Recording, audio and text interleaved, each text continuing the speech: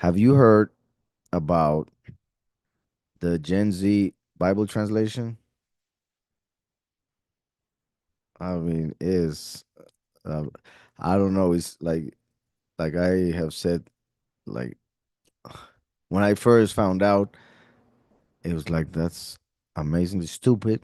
I still think about it that way, but my point, I started reading it, and it's like in between the line of funny and blasphemy, blasphemy or blasphemy, I guess I could call it, because uh, I mean it's crazy. Let me I mean there are several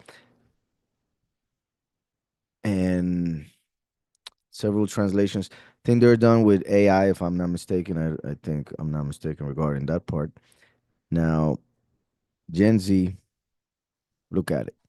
All right, so compared to the KJV, right, the King James Bible. So I don't know which one. Which one? I don't want you to read it first. Like, hold on, don't read it. What chapter? What chapter should we look at, or what verse?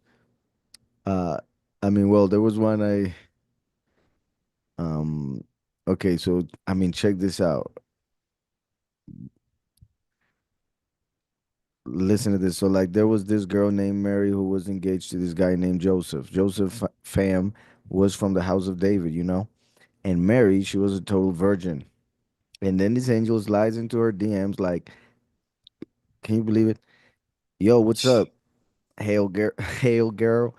You're totally favored by the big man upstairs. Got himself. You're blessed. Look at that. Compared to all the other ladies out there. Hashtag winning. And like when she saw him, she was totally shook by what he said. And she started thinking like, what kind of greeting is this supposed to be? The angel was like, chill, Mary. Elohim totally approves of you. No need to stress. Yo, listen up. I'm gonna drop some news on you.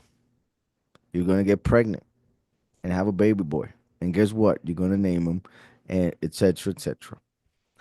And that's the entire scriptures. Like, let's go to Genesis 1. In the very start, Elohim made the sky and the earth. So basically, at first, the earth was a hot mess. It didn't have any structure or anything, just emptiness and darkness all around. But then the spirit of Elohim started doing its thing, cruising over the oceans.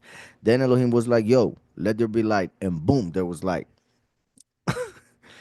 So yeah, can you believe it?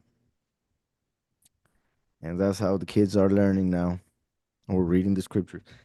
So yeah, there are some things that are obviously the whole thing's blasphemous because they like the worst translation when it comes to um, vocabulary used. I'm pretty sure has a lot of not good things.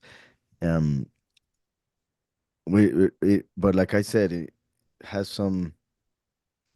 I mean, it makes me laugh of what we came to, what this generation got to as generations Z, and sadly, how dumbed down society has also become.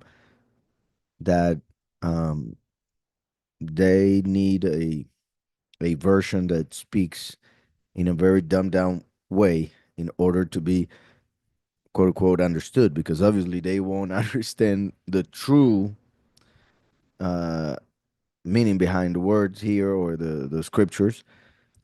They might get an idea of the story like it would happen in the hood, right? Like nowadays, like they would think of the story, but now with different actors and different, I don't know, very weird.